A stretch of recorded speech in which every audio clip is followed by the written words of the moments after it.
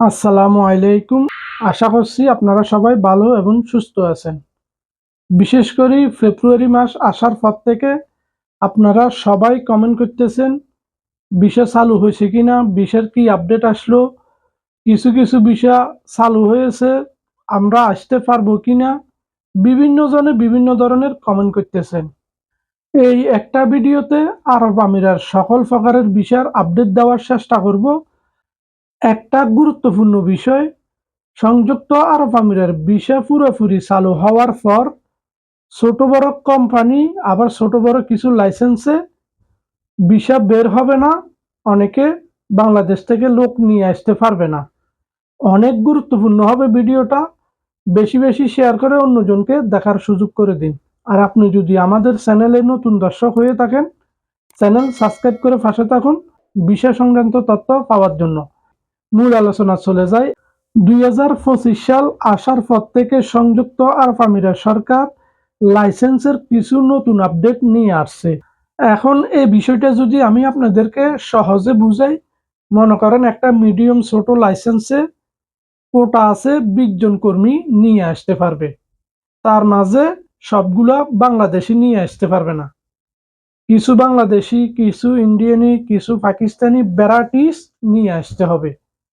এখন এই লাইসেন্সে অলরেডি মনে করেন 15 জন বা 10 জন কর্মী আছে।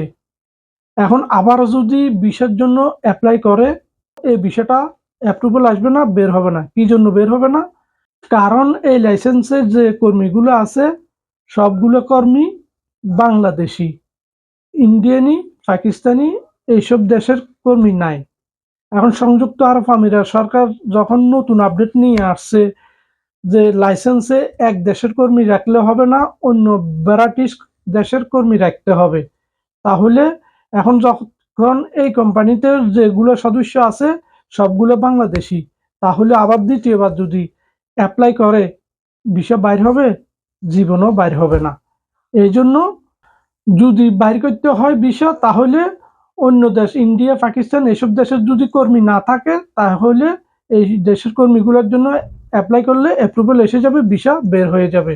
মোট কথা বাংলাদেশি হোক, ইন্ডিয়ানি হোক, পাকিস্তানি হোক। তদ্রূপ যদি পাকিস্তানি একটা কোম্পানিতে 20 জন কোটার পাকিস্তানি লোক 10 জন বা 12 জন থাকে, সে যদি আবার ভিসার জন্য অ্যাপ্লাই করে, সেম যদি পাকিস্তানের হয়, তাহলে ভিসা অ্যাপ্রুভাল আসবে না, বাইর হবে না। যদি বাংলাদেশের জন্য করে তাহলে ভিসা আসবে। কারণ সেই কোম্পানিতে বাংলাদেশি কর্মী নাই, পাকিস্তানি কর্মী আছে। কারণ 2025 সাল আসার আগে ডালা লোক নিয়ে আসতো। যদি বাংলাদেশি কোনো কোম্পানি হয়, সে পুরো বাংলাদেশি নিয়ে আসতো। ইন্ডিয়ানি হলে পুরো ইন্ডিয়ানি নিয়ে আসতো। দুই একজন হয়তো বাংলাদেশি বা পাকিস্তানি থাকতো। পাকিস্তানি হলে সে পুরো পাকিস্তানি নিয়ে আসতো। এখন সবার তো কোটা যার যার দেশের গুলো তার সেম। এখন বাংলাদেশি লাইসেন্সে বাংলাদেশি কর্মী ফুরা, ইন্ডিয়ানি লাইসেন্সে ইন্ডিয়ানি কর্মী ফুরা, পাকিস্তানি লাইসেন্সে পাকিস্তানি কর্মী ফুরা।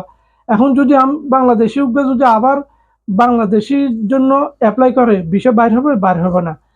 পুরো ভিডিওটা দেখার চেষ্টা করুন। এই ভিডিওতে আপনার লাইভ জড়িত আছে, আপনি একটা ভালো ডিসিশন নিতে পারবেন। এখন আপনাদের জন্য বড় সতর্কতা হলো, যে কোম্পানিতে আপনি ভিসা দিয়ে আসবেন, টাকা পয়সা লেনদেন করার আগে আপনি কি করতে হবে? আগে আপনি খোঁজ নিয়ে দেখবেন ওই কোম্পানিতে বাংলাদেশি কজন সদস্য আছে, পাকিস্তানি কজন আছে, আপনার ভিসাটা বাইর হবে কিনা। এখন আপনি যদি টাকা দিয়ে দিলেন, আপনাকে কোম্পানি বলল, মালিকে বলল যে আমি ভিসা দিতে পারবো, আপনার কাছ থেকে টাকা নিল, সে পরে দিয়ে আপনাকে ভিসা দিতে পারবে না, আপনার টাকা ফেঁসে যাবে, তখন আপনাকে ঘুরাতে থাকবে। এখন সবচেয়ে বড় বিষয় হলো, যাদের ব্যবসা আছে, লাইসেন্স আছে, দুবাই সরকার সত্য দিল, তোমার লাইসেন্সের ডকুমেন্ট নিয়ে আসো, তোমার অফিসের ডকুমেন্ট নিয়ে আসো, তোমার এগ্রিমেন্ট যে পেপারগুলো আছে এই ডকুমেন্টগুলো নিয়ে আসো, তোমার কর্মী কজন আছে, তোমার লাইসেন্সের কর্মী কজন আছে, সবগুলো ডকুমেন্ট নিয়ে আসো। আদার্স বাকি যে ডকুমেন্টগুলো আছে, একটা লাইসেন্স কোম্পানি খোলা পর্যন্ত যত ডকুমেন্ট আছে সবগুলো ডকুমেন্ট নিয়ে আসার জন্য বলবে। যদি সবগুলো পারফেক্ট হয়, তারপর এই লাইসেন্সটা রেনু হবে, না হলে হবে না।